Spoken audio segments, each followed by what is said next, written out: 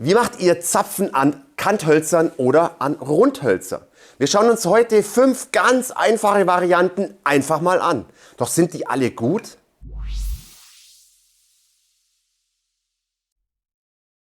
Dann wollen wir mal schauen, ob es passt. Perfekt.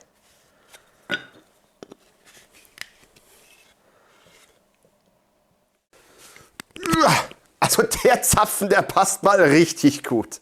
Servus und herzlich willkommen bei Gipfelholz. Ich bin der Jens und ihr habt es ja gerade auch schon gesehen und gehört. Wir schauen uns heute 5 Methoden an, um Zapfen an Rundhölzern oder an Kanthölzern einfach selber herzustellen. Es gibt so viele Methoden im Netz, doch welche ist die richtige? Welche ist die sicherste? Wir wollen einfach mal diese 5 Methoden ausprobieren. Die sind wirklich total einfach und ich würde sagen, wir starten gleich mit der ersten Methode. Kommen wir zuerst zur Bandsägen-Variante. Dort können wir auch schöne Zapfen an Kanthölzer machen oder an Rundstäbe, das ist ganz klar. Da gibt es auch mehrere Varianten, das ist mir auch klar. Aber wir wollen uns jetzt einfach mal 2 oder 3 anschauen, wie es an der Bandsäge relativ einfach, ohne großen Aufwand möglich ist.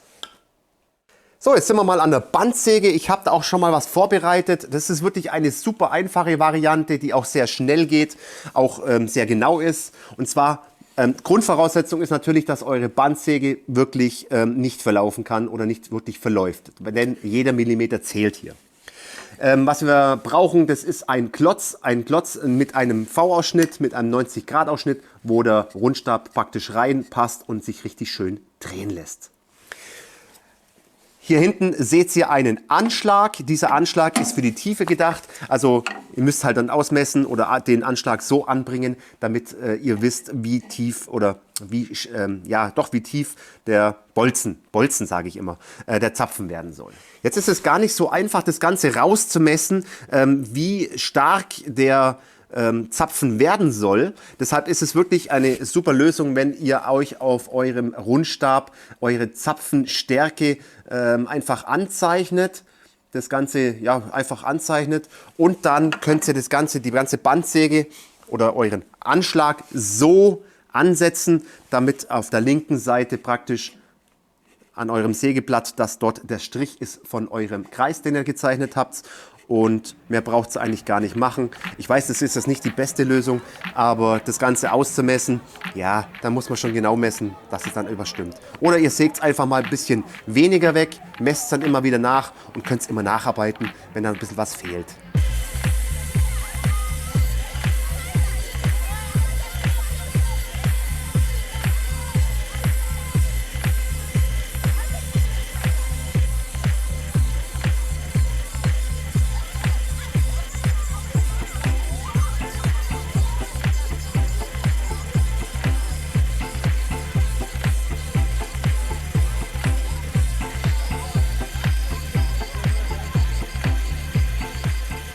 So, jetzt habt ihr gesehen, es funktioniert echt super. Ihr seht den Zapfen, der ist wirklich richtig schön sauber. Es bringt aber nichts, wenn er nicht die richtige Größe ist. Wie gesagt, macht es lieber ein bisschen zu groß und arbeitet noch mal ein bisschen nach als zu klein und dann habt ihr Pech gehabt. So, also, ich messe es mal aus. Ich habe es relativ hoffentlich gut eingestellt. Ich wollte einen 13er haben. Wow, hahaha. Es ist exakt ein 13er geworden. Ja. Nee, es passt. Es ist nicht mal wirklich eirig, also das ist ganz knapp vor 13. Das müsste in ein 13er Loch reinpassen. Ich habe jetzt mir hier ein 13er Loch gebohrt. Das schauen wir mal. Wow, macht sogar Klack. Wunderbar. Also es passt perfekt rein. Ja, so, perfekt. Optimal. Also diese Variante funktioniert echt top. Kanthölzer. Wir wollen ja an Kanthölzer auch mal hier einen Zapfen zum Beispiel hinmachen, egal wie groß die Kanthölzer sind. Da haben wir auch eine Möglichkeit, das Ganze an der Bandsäge zu machen, vorausgesetzt, ihr habt das richtige Rohr dazu. Also das heißt, euer Kantholz muss exakt in dieses Rohr hier reinpassen und darf sich nicht groß bewegen. Es muss sich noch drehen können, aber es sollte jetzt nicht ewig hin und her wackeln. Also es sollte richtig passen. Wenn ihr natürlich kein passendes Rohr dafür habt, könnt ihr natürlich auch einen Klotz nehmen, in diesen Klotz das passende Loch für euch reinbohren, um dann dieses Kantholz reinzustecken. Es muss einfach nur laufen. Dieses Kantholz könnt ihr dann auch an euren Anschlag anspannen oder dieses Rohr könnt ihr genauso anspannen, Anschlag setzen, genauso wie eben. Und jetzt könnt ihr dann einfach, ja, ich sage jetzt mal, dieses Röhrchen, dieses Metallröhrchen könnt ihr dann anzwingen an euren Anschlag. Bitte passt bei Schraubzwingen einfach auf. Durch die Vibration können die sich lösen. Das heißt, ihr müsst es wirklich super, super anziehen, damit es auch richtig passt und damit es sich dann nicht wirklich lösen kann durch die Vibration der Bandsäge. So, das ist jetzt fest. Und jetzt brauchen wir im Endeffekt nichts anderes machen, als unseren Anschlag wieder passend auszumessen. Das heißt, wir müssen jetzt genauso unten an das Kantholz am besten, ich sage jetzt mal, es ist am besten, euch dann wieder anzeichnen, wo ihr das Ganze hinhaben wollt und stellt dann euren Anschlag so ein und dann können wir das Kantholz auch bearbeiten.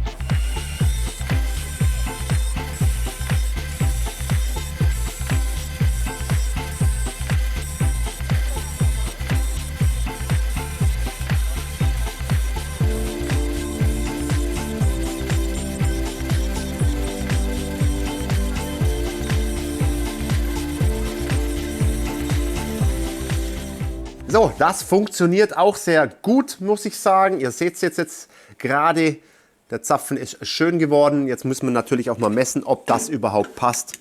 Und jetzt wollen wir doch mal sehen, wenn wir ein bisschen drehen, ob das richtig ist. 16, 16, 16. Kommen wir zu einer Variante, die jetzt vielleicht nicht die beste ist oder die sicherste. Ich weiß es nicht, Anführungszeichen. Im Endeffekt ist es so, ohne diesen Klotz hier zu machen, das Ganze einfach nur hier fest zu fixieren mit der Hand und das Ganze dann einfach zu drehen, so wie wir wollen. Also ich finde es jetzt vielleicht nicht die beste, aber der einzige Vorteil an dieser Variante ist, ich brauche jetzt hier nur mit dem Messschieber herangehen. Ich sage jetzt einfach, ich will hier einen 13er Bolzen drauf haben. Und stelle das Ganze an der Bandsäge ein, vom Anschlag bis zur rechten Außenseite des Sägeblatts müsst ihr einfach nur die Hälfte einstellen, das heißt 6,5. 6,5 stellt ihr einfach hier ein mit eurem Anschlag und dann sollte wenn alles passt, sollte dann nachher ein 13er Bolzen rauskommen. Also, schauen wir mal, ob es klappt.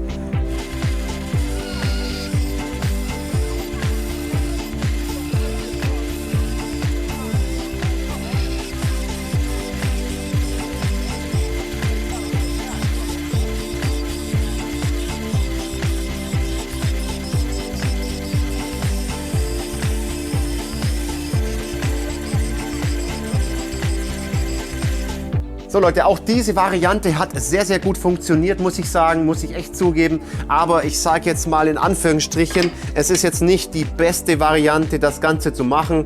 Ich sage jetzt einfach mal so, es ist schon hier das Ganze zu halten. Es kann immer passieren, dass ihr hier ein bisschen aus der Bahn rauskommt und das euch irgendwo hindrückt, das Ganze. Also vielleicht da noch einen Anschlag dran machen, dann wäre es überhaupt kein Problem. Auf der Seite noch. Dann ist es kein Problem, aber ich sage jetzt mal so, es kann natürlich passieren, dass man hier ein bisschen rumwackelt. Und es ist jetzt nicht ganz so einfach, das Ganze hier zu halten. In dieser Führung, in diesem Klotz vorhin war es ein bisschen einfacher, das Ganze zu machen. Aber natürlich haben wir hier den Vorteil, dass ich das wirklich exakt direkt am Sägeblatt einstellen kann und es funktioniert am Schluss. Jetzt wollen wir natürlich mal schauen, was dabei rausgekommen ist. Ich wollte einen 13er haben. Ich habe exakt ein 12,95, also dieses 5 Zehntel, ja, alles gut, ist in der Toleranz, definitiv. Also die Bandsägen-Varianten fand ich jetzt schon mal gar nicht mal so schlecht. Schreibt es mal unten in die Kommentare rein, wie ihr diese Varianten fandet, welche ihr am sichersten findet oder wie auch immer, könnt ihr mal unten alles reinballern. Es gibt natürlich Vor- und Nachteile dieser Variante an der Bandsäge, das ist ganz klar. Natürlich ist auch das Problem, wenn eure Bandsäge nur ganz leicht verläuft, habt ihr einen ungenauen Zapfen. Das ist auch ganz klar, das müsst ihr einfach bedenken. Ich würde sagen, wir gehen jetzt an die Tischkreissäge und versuchen da auch nochmal 1, 2 oder 3 Varianten. Schauen wir mal. An der Tischkreissäge ist es echt super, super einfach, Rundstäbe damit zu bearbeiten, ist überhaupt kein Stress. Also im Endeffekt braucht ihr der Seitanschlag, ihr braucht erstmal einen Winkelanschlag, einen Gärungsanschlag, den man auch festschrauben kann, dass der wirklich bombenfest hält. Dann ist es auch sicher. Hier könnt ihr an diesem Anschlag einfach eure Tiefe einstellen, wie ihr wollt von eurem Zapfen. Also machen wir mal einfach die Tiefe, können das Ganze dann hinfahren auf die höchste Stelle des Sägeblatts in der Mitte vom Stab. Ich würde euch jetzt empfehlen, keinen zu kurzen Stab, also ihr wollt es ja nicht auf der Höhe dann hier das Ganze drehen, also nehmt einen längeren Stab dazu, auf jeden Fall. Dann seid ihr auch weit, weit weg vom Sägeblatt. Das Sägeblatt ist sowieso auch nur ein paar Millimeter nach oben, je nach Größe natürlich eures Zapfens, das ist auch ganz klar, aber bei der Variante ist es echt einfach nur mini. Der erste Schnitt würde ich sagen, seid da echt vorsichtig beim Reinfahren, nicht mit fettem Druck da reinfahren, sondern ganz vorsichtig, ganz vorsichtig rein. Macht auch das Sägeblatt erstmal ein paar Millimeter nach oben, damit ihr den ersten Schnitt seitlich einfach gut bekommt und ohne Druck und das Ganze wirklich langsam rein. Wenn ihr drinnen seid, könnt ihr die Umdrehung einfach machen. Also hier könnt ihr dann drehen und ich würde euch empfehlen, das Ganze zu euch herzudrehen, das heißt gegen die Richtung des Sägeblatts einfach drehen.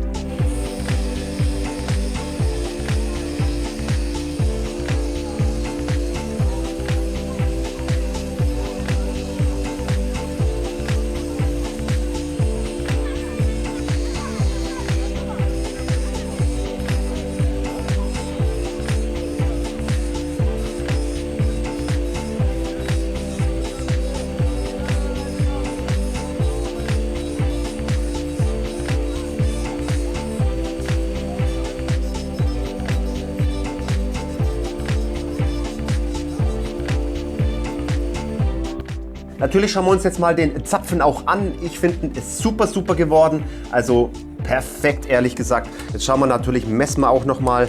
Was haben wir denn? Wir haben hier 15 mm. Jetzt drehen wir mal ein bisschen.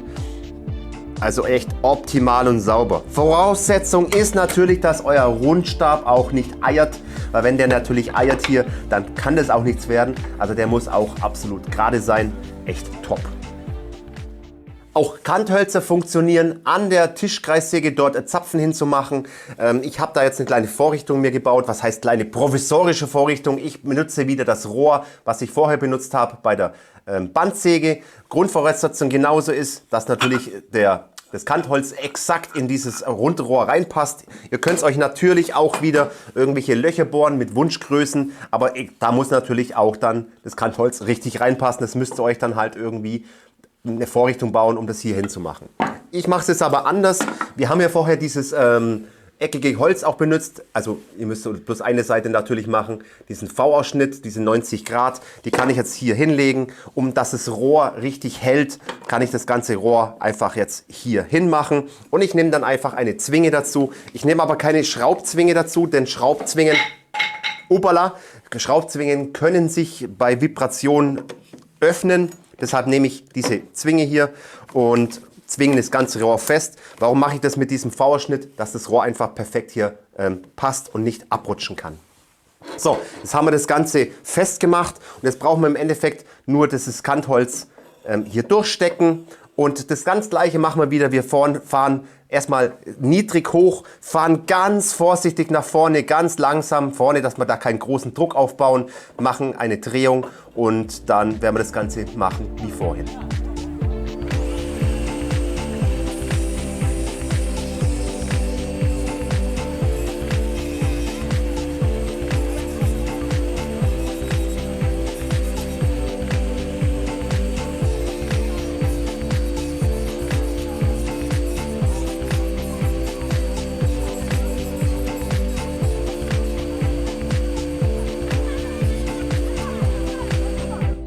So, jetzt schaut euch mal diesen Zapfen an. Also der ist wirklich perfekt geworden hier an diesem Kantholz. Und er ist auch super, super genau, sitzt genau da, wo er sitzen soll. Ich habe hier 16 mm.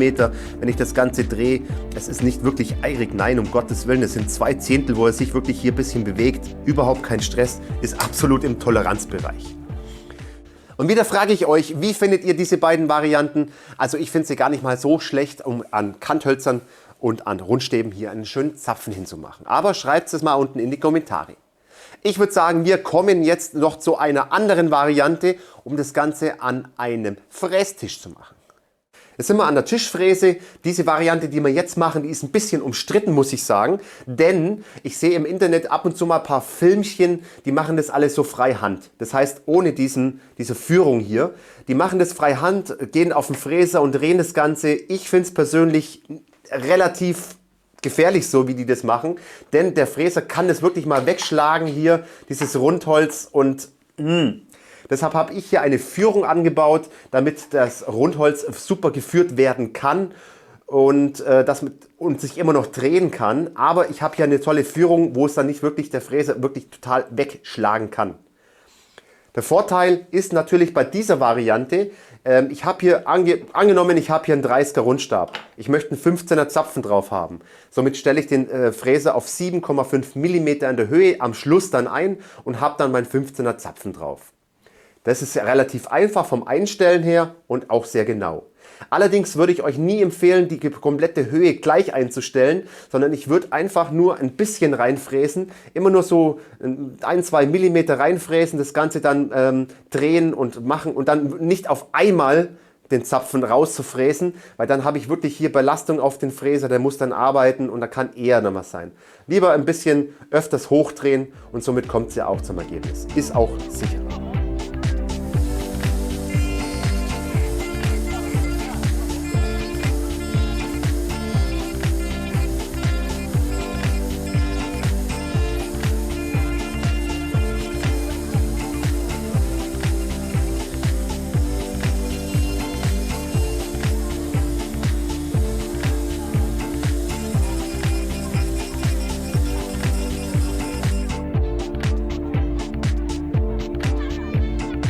Jetzt schauen wir uns diesen Zapfen natürlich auch nochmal an und der ist sowas von perfekt geworden, der Zapfen. Ihr müsst es selber zugeben, er schaut echt perfekt aus, super rund und vor allem er ist mega genau. Also ich sage jetzt mal, ich habe es natürlich nicht auf 15 gemacht, sondern einfach nur freihand. Das sind es 14 mm und wenn ich ihn drehe, da bewegt sich überhaupt nichts. Echt top. Aber ihr müsst natürlich auf diese Sicherheit ein bisschen achten. Bitte macht es nie freihand an der Fräse, weil das kann euch wirklich wegschlagen. Macht es euch irgendwie eine Führung, sogar noch ein bisschen höher vielleicht, dass ihr den Stab da richtig schön rein führen könnt und dass der ja nicht irgendwie abhauen kann. Und dann ist da eigentlich überhaupt kein Problem damit, wenn wir das so machen, aber nur mit Führung. Also das muss ich euch natürlich dazu sagen. Prima, wir haben aber noch eine Variante und die werden wir machen und das ist eine der sichersten Varianten und da schauen wir jetzt einfach nochmal drauf.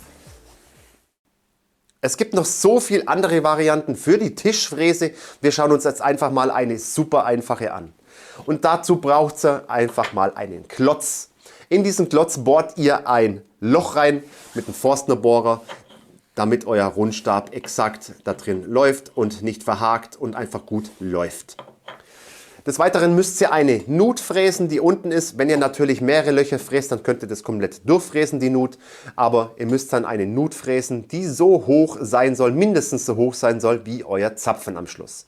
Okay, jetzt haben wir natürlich einen kleinen Nachteil. Ihr wisst selber, dass die Rundstäbe nicht immer exakt nach Toleranz verlaufen oder außerhalb der Toleranz teilweise sind.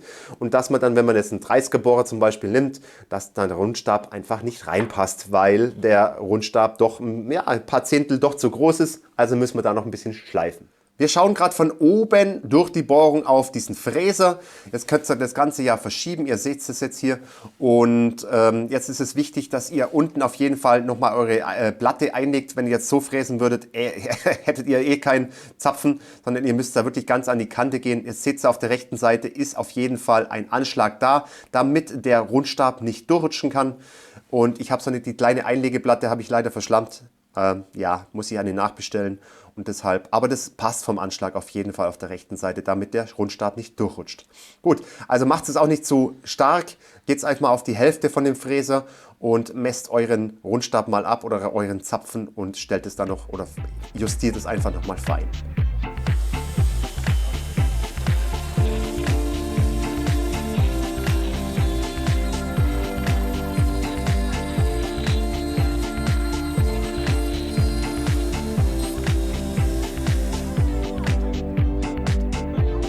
So, schaut's mal, dieser Zapfen ist auch wunderbar geworden, überhaupt kein Stress. Da könnt ihr natürlich auch Vierkanthölzer damit machen, auch gar kein Stress. Und das Einzige, worauf ihr achten müsst, ist wirklich, dass ihr unten einen Anschlag habt. Der muss halt so groß sein, der Anschlag, dass wirklich nicht auch dann der Bolzen oder der Zapfen dann nach unten durchfällt durchs Loch oder natürlich eure Einlegeplatte, die bei mir verschwunden ist. Ich muss mir eine neue bestellen, dass da einfach ein Anschlag da ist. Wenn nicht, müsst ihr das Ganze halt aufdoppeln mit einem dünnen Brettchen und zur Hälfte aufsägen und dann habt ihr dann genauso auch einen Anschlag dran. Also nicht, dass es dann durchrutschen kann. Na meine Lieben, wie schaut's aus? Welche Variante gefällt euch am besten? Ballert mal alles unten in die Kommentare rein. Was für eine Variante benutzt ihr? Kennt ihr diese Varianten? Welche findet ihr am sichersten? Ihr könnt da mal unten alles reinschreiben. Es gibt noch so viele andere Möglichkeiten. Vielleicht habt ihr auch noch eine Idee und schreibt die auch noch mit unten rein. Ich habe hier auch noch ein großes Stück probiert.